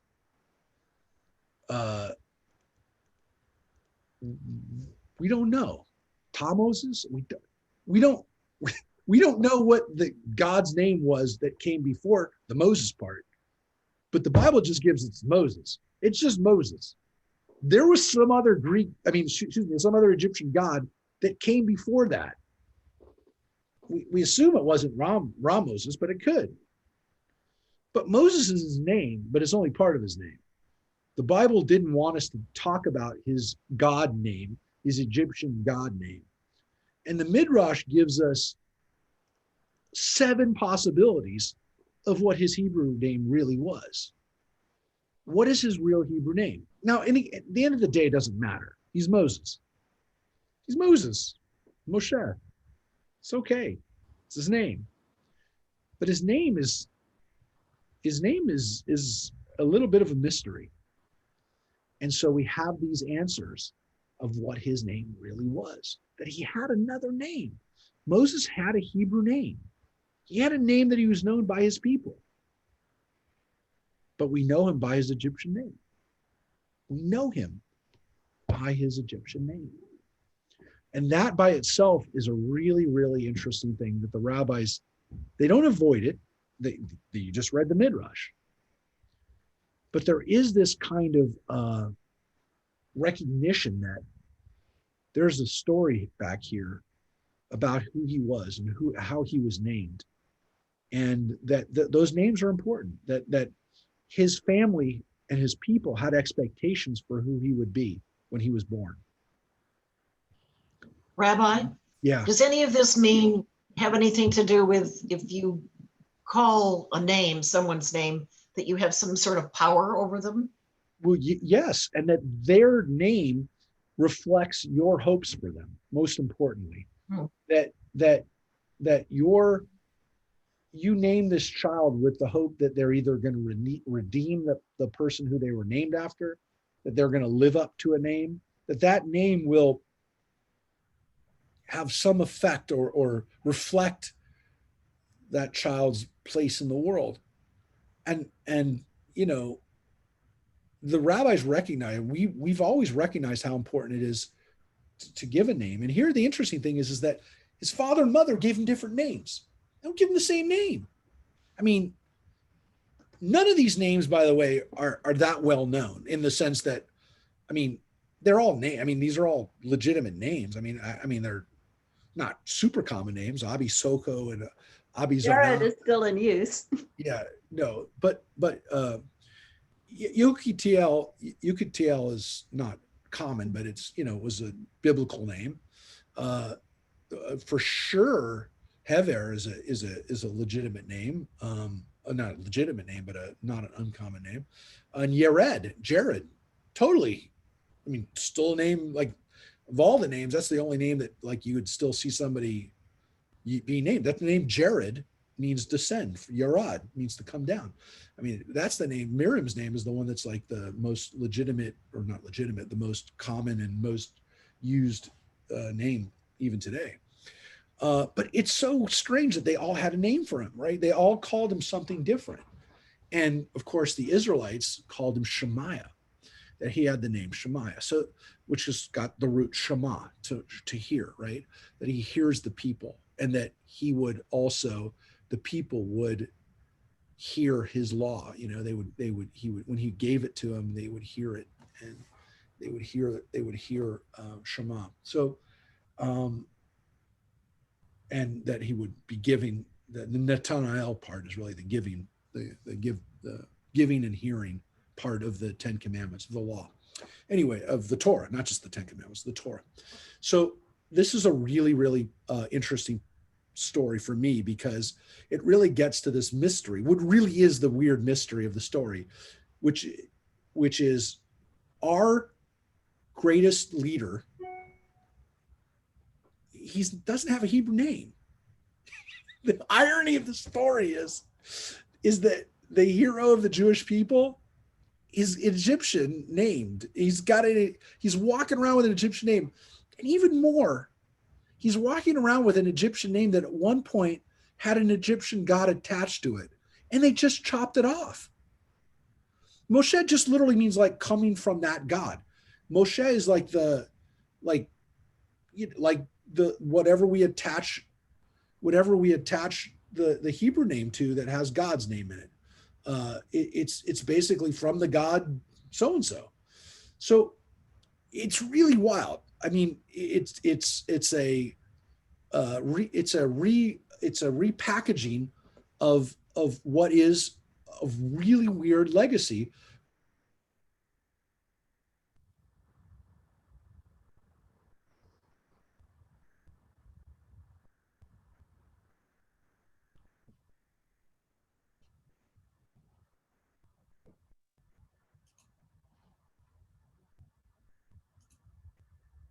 Mark, wake up.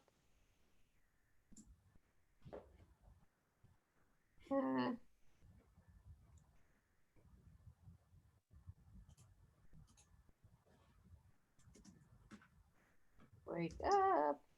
Somebody's frozen. You're frozen. I just sent him a text. Oh, It's warm today, Rabbi. You're frozen. dropped off. Come back, come back. Where are you? We want you. We miss you. We Is need it something you. we said? He just left early. Doing really good, Rosemary. Yeah, he froze and he's gone now. The least he could have done was say, I have to go to the other room. I need a drink of water. Well, at least he didn't forget. Well, he thought we ended already. Well, we're going to let you finish off, Reverend Lynn. 58. Huh. Really gone. I wonder if his do you guys have wind? We've No. lost him. Mark, where are you? I did get a message from Southern Cal Edison that we may have power outages, but Hmm. Wait a minute, I just got a But- text from him. But only him. yeah, We're 'cause okay. I'm the other side of the valley though, so. I'm in Santa Paula. What does he say something, Judith? Says, are you still on? And I said, yes, we're talking about you. He till him he's gone. Okay. Oh, his computer crashed. I'm supposed to tell you all that the big reveal is Moshe is his Hebrew name. He was leading up. Thank you. Thank you. Okay, I guess that's it then. Well, goodbye, everyone. Have a good week, everybody. Wait. Yeah, I've always wondered, absolutely. wait, more. Oh, There's more. I've always wondered what my name really means. What's that God that we never know the name? Oh, There you go. Okay. And I know you're all wanting to know when the Feast of the Holy Innocents is. It's December 28th. We should have a feast that day. Oh, yeah. Every day's a feast day. Except Good Friday, I guess. Okay, take care. Every day. take care, everyone. Bye. Bye, you guys. Bye-bye. Be safe. Holy Fiat.